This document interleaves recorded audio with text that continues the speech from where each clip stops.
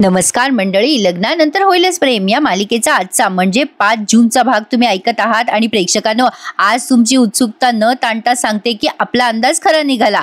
तिथे गेल्यानंतर यांना काही दिसलं नाहीये, पण आता काव्याने धमकी दिली आहे या जीवाला की इथून जाण्यापूर्वी मी आपलं सत्य सगळ्यांना सांगणार म्हणजे सांगणारच. तर आज मालिकेमध्ये काय काय झालंय हे सुरुवातीपासून सांगते. कसला रंगोलाय आजचा एपिसोड, अमेझिंग दाखवलाय. शेवटपर्यंत बघत राहा. लग्नानंतर होईलच प्रेम. तर बघा, काव्या म्हणत असते पार्थला, काय हो पार्थ, अजून किती वेळ आहे तुमचं फार्म हाऊस यायला?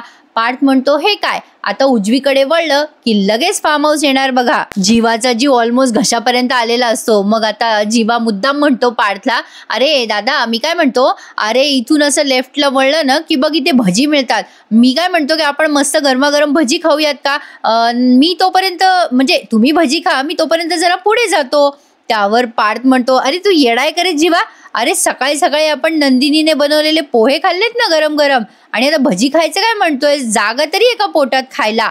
जीवा म्हणतो, अरे मला असं म्हणायचं होतं दादा की तुम्ही माझ्या वाढदिवसासाठी चाललायत ना फार्म हाऊसवर, मग तुम्हाला माझ्यासाठी काही गिफ्ट वगैरे घ्यायचं असेल ना, म्हणून म्हटलं की तुम्ही उतरा, काहीतरी प्लॅन करा ना इथे उतरून. आता जीवाला बिचाऱ्याला काही करून यांना सगळ्यांना जीवाचे प्रयत्न विफलच होतात. आता नंदिनी म्हणते, तुम्हाला काय माहित जीवा, आम्ही तुमच्या वाढदिवसासाठी गिफ्ट घेतलंय की नाही ते? त्यावर काव्या म्हणते, तेच ना, मला तेच म्हणायचंय बड्डे बॉय, आधी तुम्ही फार्म हाऊसवर पोहोचा तरी. तुम्हाला काय माहित, फार्म हाऊसवर आधीच खूप सारे गिफ्ट ठेवलेले असतील तर? काव्या मुद्दाम हे अगदी खोचकपणे त्याला बोलतीये बरं का प्रेक्षकांनो. आता बघा, मध्येच मानिनीताई आणि वसुआत्याचं सीन रंगवलंय. आता मालिकेत जे जे दाखवलंय ते तुम्हाला सिक्वली सांगते मी. वसुआत्या म्हणत असतात, अगं मानिनी, तुला चान्स मिळालाय ना बाई, कर ना आराम. मी एक काम करू का, रम्याला फोन करते, तिला विचारते तिला किती वेळ आहे ऑफिसमधनं यायला. नाहीतर मानिनी, मीच करते ना बाई स्वयंपाक आज. अगो किती दिवस झाले मी स्वयंपाकघरात गेलेच नाही बघ, तू कर बाई आराम, मी करते आज स्वयंपाक. मानिनी ताई म्हणतात, अहो ताई, मी आरामच तर करत होते इतक्या वेळची, आणि तसंही आज घरात कमी माणसं आहेत ना. अहो पोरं घरात नाहीये, जीवाचा वाढदिवस साजरा करायला पोरं फार्म हाऊसवर गेले, मिथून भाऊजी तिथेच गेले, श्रेया घरात नाहीये, इनमिन आपण 4घीच जणी आहोत, आणि आता 4घीन जणींचा स्वयंपाक करायला असं कितीसा वेळ लागणार आहे? त्यावर वसुआत्या म्हणतात, अगो बाई मी विसरलेच की पोरं गेलेत ना खरं बाहेर. त्यावर मानिनी म्हणतात, हो आपल्या फार्म हाऊसवर गेलेत पोरं. मीच म्हणाले हो त्यांना, ते 1 महिन्याच्या वाढदिवसाचा गोंधळ झाला ना, मग मीच म्हणाले की जा बाबा 4 जणच जा बाहेर वाढदिवस साजरा करायला, म्हणजे जीवाचा वाढदिवस साजरा करायला. वसुआत्या म्हणतात, बाई तू पाठवलं खरी पोरांना, पण त्यांच्या मनात काय चाललंय ते दिसतंय ना तुला. आता वसुआत्या मुद्दाम घाबरवतात त्यांना. मग मानिनीताई म्हणतात, अहो वसुताई, होतंय ना सगळं चांगलं, आता कशाला निगेटिव्ह बोलताय? मग वसुआत्या म्हणतात, निगेटिव्ह काय निगेटिव्ह बोलले बाई, मी जे खरं आहे ते बोलते, जे दिसतं ना ते बोलते मी. अगं काव्याने कुठे नवरा म्हणून एक्सेप्ट केलंय पार्थला? त्या दिवशी जे बोलली ती ते ओघाओघात बोलली, ते लक्षात नाही आलं का तुझ्या? मानिनीताई म्हणतात, अहो वसुताई, आलं माझ्या लक्षात सगळं, पण ओघाओघात बोललेल्या गोष्टी खऱ्या होतात की नाही? हे बघा, आपण की नाही त्यांना वेळ देऊयात जरा, सगळं छान होणार आहे. बघा माझं मन सांगतंय, हा वाढदिवस त्या 4घांमधलं इक्वेशन बदलणार. बघा आता वसुआत्या कधी चांगलं बोलतात का त्यांच्याबद्दल? मानिनीताई म्हणतात, मी माझ्या मुलांच्या बाबतीत पॉझिटिव्ह विचार करते, तुम्ही पण तुमच्या मुलीच्या बाबतीत करा ना पॉझिटिव्ह विचार, कराल का? वसुआत्या म्हणतात, म्हणजे काय म्हणायचंय तुला? आता या मानिनीताई म्हणतात, अहो ताई, 1 जण येणार आहे आज घरी रम्यासाठी स्थळ घेऊन, तुम्ही बोलून बघा ना त्यांच्याशी. आणि आता त्या पुढे काही बोलणार, तेवढ्यात वसुआत्या चिडतात आणि मानिनीला म्हणतात, झाली का तुझी नाटकं सुरू? काय ग मानिनी, कशाला मागे लागलात ग माझ्या रम्याच्या? नाही, विक्रम आधी स्थळ घेऊन आला आणि आता तू आली आहेस मध्ये मध्ये. रम्याने सांगितलं नाही का की तिला लग्न करायचं नाहीये, आणि माझ्या मुलीचं लग्नाची काळजी करायला मी समर्थ आहे बाई, तुला काही कष्ट घ्यायची गरज नाहीये, तू तुझ्या मुलाच्या लग्नाची काळजी कर ना, माझ्या मुलीकडे बघायला मी समर्थ आहे. आता या वसुआत्या वच वच वच बोलतात आणि निघून जातात तिथून. मानिनीताईंना अपेक्षित होतंच त्यांचं हे असं उत्तर, पण त्यांनी विशेष काही लक्ष दिलेलं नाहीये. आता वसुआत्या तिथून निघून जातात तेव्हा त्या मनाशीच बोलतात, हो काय सांगू ताई तुम्हाला, मी माझ्याच पोरांच्या लग्नाची काळजी करते ना. म्हणजे त्यांना माहिती आहे प्रेक्षकांनो. जोपर्यंत रम्या या घरातून जात नाही तोपर्यंत त्यांची पोरं काही सुखी होणार नाहीयेत. पण असो, आता आगे आगे देखो होता है क्या. आता बघा हे सगळेजण तिथे फार्म हाऊसवर आता पोहोचलेत फायनली. पण तत्पूर्वी एक छोटासा सीन. काय बाई लांबोलं यांनी खूपच उत्सुकता ताणून धरली आपली, अगदी अति म्हणजे अतिच. आता बघा हा जीवा म्हणत असतो, अरे दादा मला काय वाटतं, म्हणजे बघ ना इतका छान पाऊस पडतोय, आपण ना गाडी फुल करूयात. म्हणजे मी काय करतो, पेट्रोल भरतो गाडीमध्ये, तुम्ही पुढे जाता का. म्हणजे आपल्याला फक्त फार्म हाऊसवरच नाही फिरता येणार, दुसरीकडे पण जाता येईल ना कुठे ना कुठे. आता हा पार्थला काही कळे ना, हा असा काय टाळाटाळ करतोय. पार्थ म्हणतो, कशाला एवढं पेट्रोल वगैरे गाडीत भरायचंय तुला. अरे वा, प्लॅनिंग चांगले करतोयस तू. तसे लग्न झाल्यापासून सुधारला बाबा तू. आता जीवा म्हणतो, अरे असं नाही रे दादा. पण आता पार्थ म्हणतो, अरे बाबा मी तुझा मोठा भाऊ आहे, लक्षात ठेव. अरे मी सकाळीच गाडी फुल केलेली आहे, भरलेलं आहे गाडीमध्ये पेट्रोल. आता मध्ये मध्ये काव्य अशी दाखवली आहे, आले बाबा एकदाचे हे फार्म हाऊसवर आणि कालचं स्वप्न बिप्न ते सगळं पुन्हा तसंच रंगवलंय. पण आता हे सगळं प्रत्यक्षात आहे बरं का प्रेक्षकांनो. जीवा आल्या आल्या पळतो वरती. आता पार्थला कळे नाही याला काय झालंय. नंदिनी आणि पार्थ उतरतात गाडीच्या बाहेर आणि सहज म्हणतात, काय झालंय जीवाला. आता नंदिनी म्हणते, एवढे घाईघाईत का गेले हे वरती. आता ही काव्या म्हणते, कळेल. जीवा आणि नंदिनी पार्थ आणि नंदिनी दोघे बघायलाच लागतात काव्याकडे. आता काव्या म्हणते, मला काय माहिती ते आत असे का गेले, आपण आत जाऊ ना त्यांच्या मागे, मग कळेल ना आपल्याला, चला चला.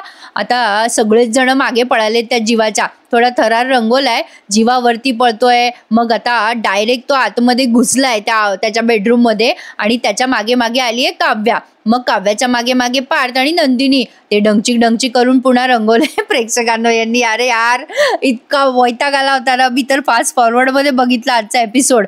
पण बघा आता काव्या मनाशीच बडबडत असते, आज आता कळेलच सगळ्यांना, बस काही सेकंड. पण आता बघा इकडे हा सीन जास्ती भारी आहे बरं का. म्हणजे त्या सीनपेक्षाही या मानिनीताईंनी त्यांच्या माहेरच्या गुरुजींना बोलवलंय आणि त्यांच्याशी गप्पा मारताय. काय हो गुरुजी, सरला मावशीची सांधेदुखी काय म्हणते. गुरुजी म्हणतात, अगं काही म्हणत नाही मानिनी, मी त्यांना सांगितलंय 1 वर्षात तुझं हे दुखणं संपणार आहे, फक्त त्याचा गूढ अर्थ तिला कळेल तेव्हा कळेल. तेवढ्यात वसू आत्या येतात तिथे आणि मानिनीताई म्हणत असतात की गुरुजी, माझ्या माहितीनुसार तुमचं भाकीत कधीच चुकत नाही. आता वसू आत्या आल्या आल्या ते गुरुजी म्हणतात, वसुंधराताई नमस्कार. त्यावर वसू आत्या म्हणतात, अरे तुम्ही मानिनीच्या माहेरचे ना गुरुजी. त्यावर गुरुजी म्हणतात, हो बरोबर ओळखलं तुम्ही. वसू आत्या म्हणतात, अरे वा गुरुजी, बरं झालं तुम्ही आलाच आहात. तर सांगा तरी माझ्या डायबिटीजचं काय. अहो फार कंटाळा आला बघा मला. एवढ्या डॉक्टरांना विचारते मी, पण कोणी डॉक्टर सांगतच नाही बघा. नको वाटतोय मला हा आजार. पण काय हो गुरुजी, आज सहजच आला होतात का मानिनींना भेटायला. त्यावर मानिनीताई म्हणतात, नाही हो ताई, मी तुम्हाला मगाशी म्हटले नाही का रम्यासाठी स्थळ घेऊन येणारे कोणीतरी गुरुजी आलेत, साने गुरुजी हे घेऊन आले स्थळ. वा नाव काय ठेवलंय बघा ना, साने गुरुजी. असो, तर आता वसू आत्याला येतो राग मानिनीताईंचा. मग वसू आत्या मानिनीताईचा अपमान करत म्हणतात, कसं आहे ना मानिनी आणि गुरुजी, बघा आमच्या रम्याने ठरवलंय की सध्या तिला जरा करिअरवर फोकस करायचा आहे. लग्न संसार मुलं इतक्यात नाही गुंतायचंय तिला. नाही म्हणजे काही लोकांना झाली आहे जास्ती तिच्या लग्नाची घाई, पण मी आई आहे की नाही तिची. त्यामुळे ती जोपर्यंत सांगत नाही रम्या स्वतःहून आणि मला वाटत नाही स्वतःहून, तोपर्यंत आम्हाला हा विषय पुढे न्यायचा नाहीये, नाही का. आता मानिनीताई म्हणतात, अहो वसुताई मी काय म्हणते. आता लगेच वसू आत्या मानिनीताईंना टाळत म्हणतात, अगं बाई मानिनी, माझ्या लक्षातच नाही बाई, विक्रमने ना ती फाईल आणली होती बघ, त्या प्रॉपर्टीचे पेपर ते बघायला सांगितले होते त्याने मला. चल मी निघते. सॉरी गुरुजी, कितीही सोन्यासारखं स्थळ असलं ना तरी आम्हाला आत्ता नको आहे बरं का गुरुजी. सॉरी, पुन्हा एकदा सॉरी. तुमची खेपच जरा वाया गेली माझ्यामुळे. येते मी. आता असं म्हणून मानिनीताईंना म्हणतात, चालू दे तुमचं, चालू दे. आता मानिनीताई एकदम हुशार आहेत प्रेक्षकांनो. त्यांनी काय फक्त रम्यासाठी बोलवलं असेल का त्या गुरुजींना. त्यांनी इतरत्र भविष्य बघायसाठी सुद्धा त्या गुरुजींना बोलवलंय. वसू आत्या निघून जातात तिथून राग. त्यामुळे त्या गुरुजींना वसू आत्याचं हे वागणं एक्सपेक्ट होतं. आता बघा हा सीन छान आहे म्हणूनच मगाशी म्हटले मी तुम्हाला. आता या मानिनीताई म्हणतात, माफ करा गुरुजी, आमच्या वसूताईनं मनाला येईल ते पटकन बोलून जातात, तुम्ही नका मनाला लावून घेऊ. साने गुरुजी म्हणतात, अहो ग मानिनी, मी कशाला मनाला लावून घेऊ, मला माहित होतं ही वसूताई हेच बोलणार आहे. जाऊ दे, असतो एखाद्याचा स्वभाव. वसुंधरा हेच बोलणार हे घरात शिरल्या शिरल्या मला माहित होतं. हे गुरुजी खूप हुशार दाखवले त्या प्रेक्षकांनो आणि त्यांच्या चेहऱ्यावरनं ते जाणवत आहे. आता मानिनी ताई म्हणतात, गुरुजी तुम्हाला आधीच माहित होतं की तुमची फेरी वाया जाणार आहे? ते गुरुजी म्हणतात, काय मानिनी, फेरी वाया गेली असं वाटतंय तुला? म्हणजे रम्याला स्थळ सांगण्यासाठी तू मला इथे बोलवलं नाहीस फक्त, हे मला चांगलं कळलंय. मानिनी त्यांच्या मनातलं त्यांनी बरोबर ओळखलंय. आता गुरुजी म्हणतात, काय ग मानिनी, किती वर्षापासून ओळखतेस मला? अगं मी पत्रिकाच वाचत नाही, चेहरे सुद्धा वाचतो. तुझ्या मनात काय आहे ना ते कळलंय मला, चल बोलून टाक. मग आता मानिनीताई म्हणतात, गुरुजी ते अहो. गुरुजी म्हणतात, मानिनी मुद्द्यावर ये बरं पटकन.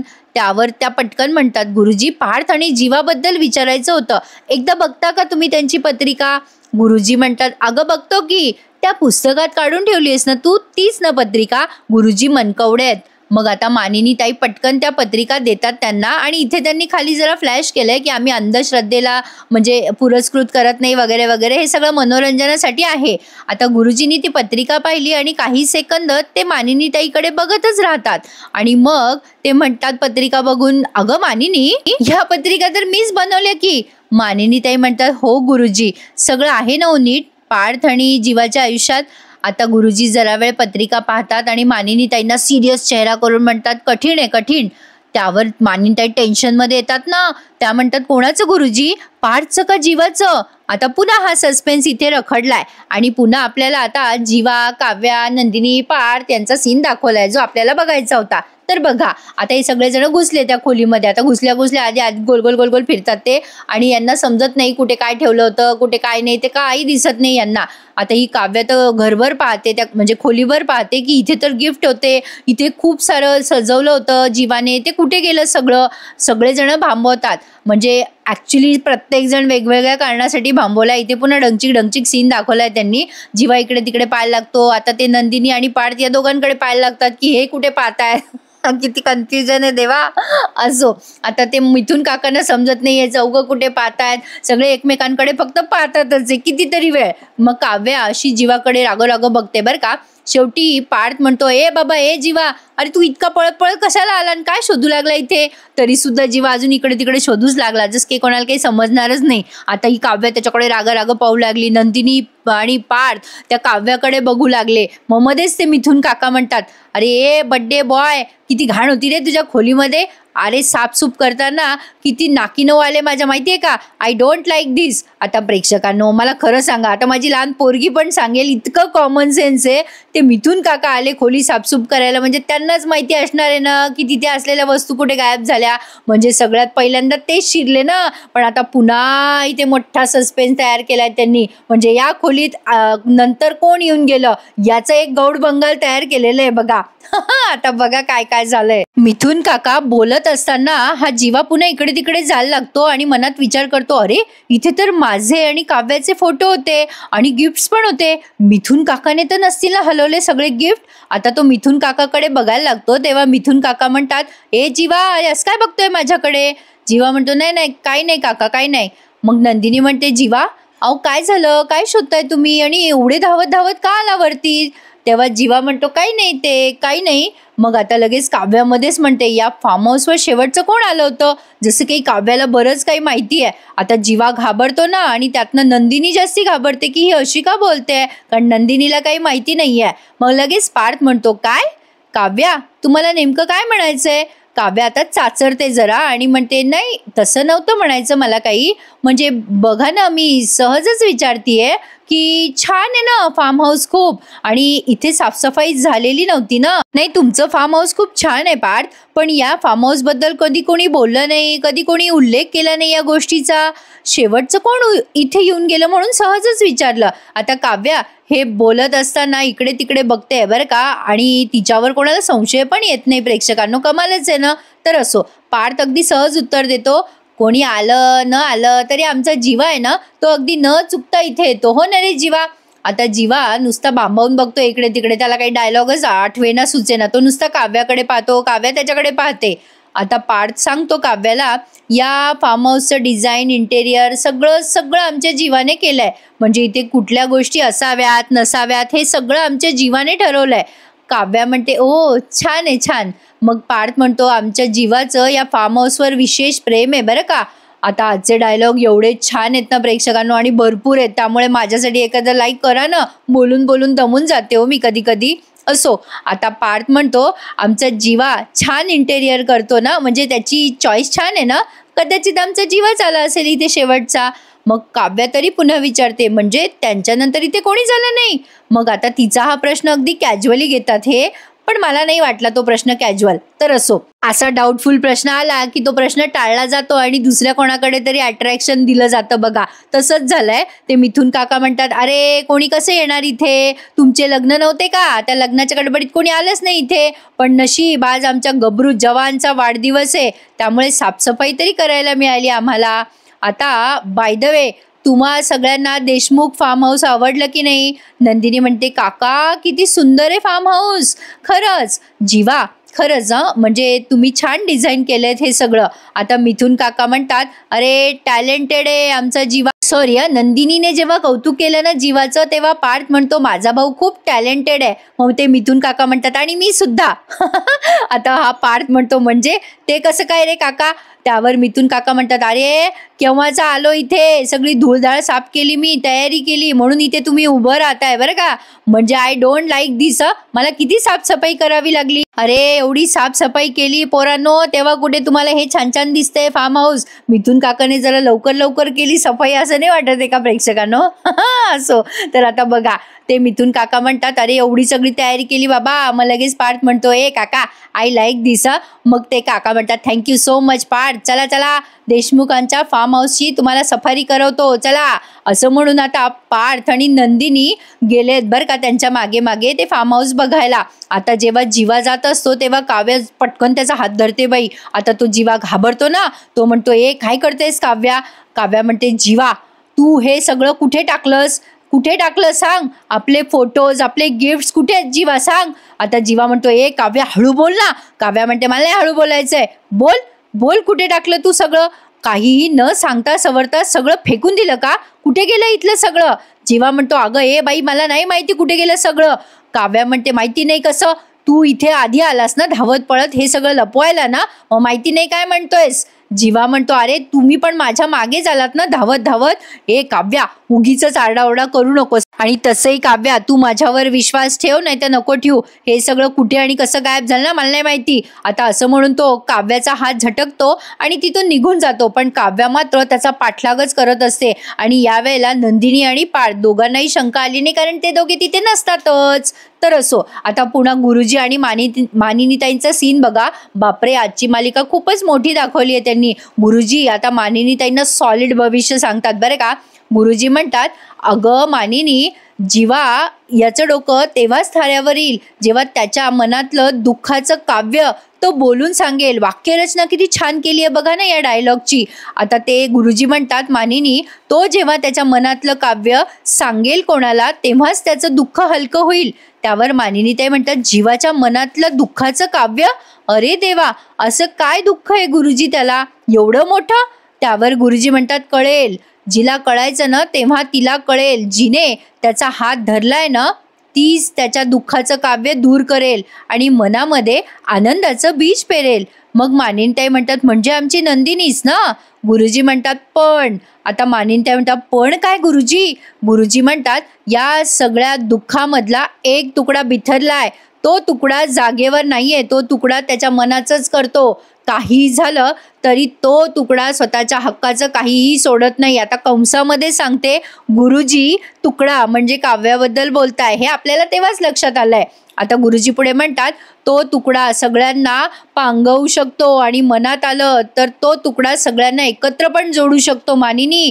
त्यावर मानिनीताईंना कळलंच नाही बरं का. हा तुकडा कोण आहे गुरुजी, ते अजून विचारतात. माझ्या घरात आहे का हा तुकडा, कोणी आहे का, घरातच आहे का. गुरुजी म्हणतात मानिनी जे अटळ ते सांगून बदलता येणार नाही. तुझ्या मनातली घालमेल मला कळते, पण तुला एवढंच भविष्य सांगणं हे माझ्या हातात आहे. आता हे सगळं कसं होणार काय होणार ते सगळं लक्षात आणणं तुझ्या मनात आहे. आणि लक्षात ठेव हा जो तुकडा आहे ना, हा तुकडा जेवढा लहरी आहे ना तितकाच काळजी सुद्धा दाखवणार आहे, आणि जितका बेफिक्री आहे ना तितकाच आपल्या माणसाची फिकीरही करतो. स्वतःच्या हक्काचं सोडत नाही, पण जेव्हा ते आपलं नाही हे कळेल ना, तेव्हा ती तो तुकडा धरून सुद्धा ठेवणार नाहीये. त्या तुकड्याच्या जेव्हा लक्षात नाही ना, जे आपलं नाहीये ते आपलं आपण मागायला जातोय, तेव्हा तो तुकडा त्याची जिद्द सोडेल आणि त्याच्या जागेवर बरोबर फिट्ट जाऊन बसेल. मानिनी, मी आता जे बोलतोय ना, ते तुला पुढे जाऊन कळेल. एक लक्षात ठेव, तो तुकडा त्याच्या जागेवर जाऊन फिट बसला की तुझं सगळं कोडं संपणार आहे. मानिनी ताई म्हणतात, गुरुजी बरं, तुम्ही म्हणताय अगदी तसं, पण हे कोडं ना एकदाच सुटू द्यात. ते गुरुजी म्हणतात, सगळं ठीक होणार आहे मानिनी, पार तसा चांगला आहे, ठीक आहे, पण जीवा. आता या मानिनी ताई म्हणतात, जीवा? जीवाचं काय गुरुजी? आता हे गुरुजी म्हणतात, हे बघ मानिनी, पुढचे काही दिवस जीवाला आगीपासून दूर राहायला सांग. आता ते वाक्य हे गुरुजी खूप राग सांगतात. मग मानिनी म्हणतात, थांबा थांबा गुरुजी, असं का बोलताय मोगूम? जीवाला आगीपासून दूर राहायचं म्हणजे याचा काय अर्थ आहे गुरुजी? आता गुरुजी म्हणतात, मानिनी, अर्थ शोधणं तुझं कर्तव्य आहे आणि सावध करणं हे माझं कर्तव्य आहे. आता मानिनी ताई घाबरून म्हणतात, अहो थांबा ना गुरुजी, असं मोगूम नका ना बोलू, मला सांगा ना नेमकं काय आहे, स्पष्ट सांगा. हे बघा, जीवा तुमच्या अंगा खांद्यावर खेळलेला आहे, त्याच्या जीवाला जर धोका असेल तर आई म्हणून मला माहिती नको का? सांगा ना गुरुजी. अहो आपले जुने संबंध आहे, असं अर्धवट नका सांगू, मला सांगा उलगडून, आगीचं आणि जीवाचं काय? गुरुजी म्हणतात, मानिनी शांत हो, हे बघ मी तुला फक्त संकेत देतोय, आपले जुने संबंध आहेत म्हणून. मानिनी, तुला माहिती आहे मी फक्त संकेत देत असतो, मी संकटाची दिशा बदलत नाही.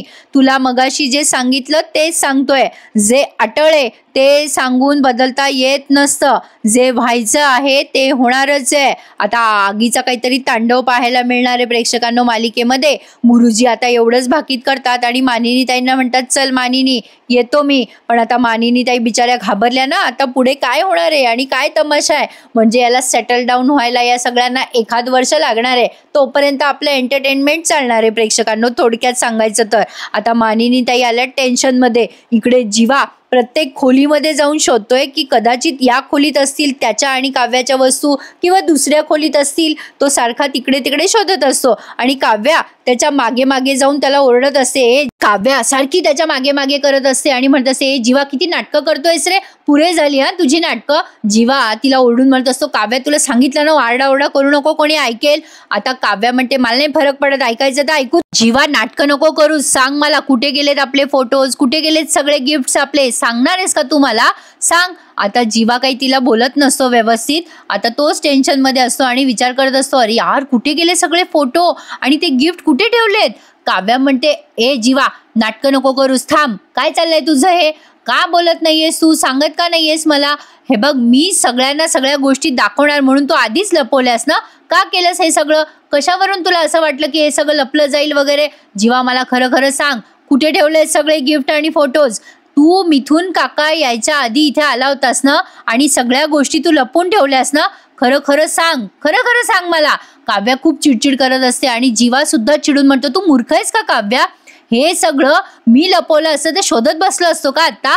काव्या म्हणते, जीवा तू ना मला हे सगळं दाखवायला करतोय, खरं खरं सांग, बोल, घे बरं माझी शपथ. आता जीवा म्हणतो, अगं हो ग बाई, तुझी शपथ, मला नाही माहिती कुठे गेलं सगळं. आता दोघे पण एकमेकांकडे रागाने बघायला लागतात आणि प्रेक्षकांनो हा एपिसोड इथेच संपतो. आणि आता बघा पुढच्या भागाचा तुम्हाला थोडासा रिव्ह्यू मी सुरुवातीला दिला, पण पुन्हा सांगते ऐका. आता पुढच्या भागात ही काव्या जीवाला धमकी देत म्हणते, तू आपल्या प्रेमाचे पुरावे नष्ट केलेस ना जीवा, पण मी आपल्या दोघांमधलं प्रेम सगळ्यांना सांगणार, म्हणजे सांगणारच. जीवा म्हणतो, तुला सांगायचंय ना, आणि तू किती आरडाओरडा केलास ना तरी मी तुझ्यावरचं प्रेम कधीच मान्य करणार नाहीये काव्या. जीवा जिद्दीला पेटलाय आणि काव्या सुद्धा जिद्दीला पेटली आहे.